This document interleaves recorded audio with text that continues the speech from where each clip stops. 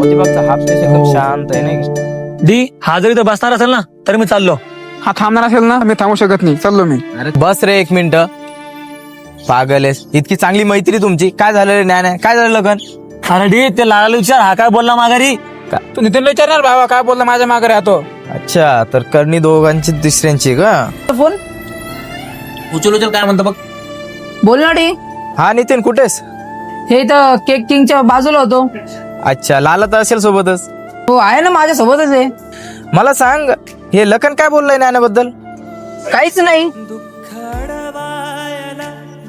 बरं लाला दे ना. ओके ठीक आहे. अरे बोल ना टीजा. लाला मला सांग, ज्ञान्या काय बोलला लखन बद्दल? अरे डी काहीच नाही बोलला, आम्ही भेटलोच नाही. बरं ठीक आहे. सॉरी यार ज्ञानू. सॉरी यार ब्रो.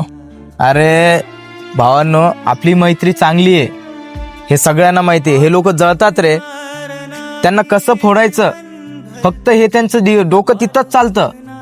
आपलं नातं खूप चांगलं आहे. याच्यानंतर एक गोष्ट ध्यानात ठेवा, काहीही झालं, किती मोठं संकट आलं, कोणी काहीही बोललं तर एकमेकाला संवाद साधल्याशिवाय एकमेकावर राग करायचा नाही आणि गैरसमज करून घ्यायचं नाही.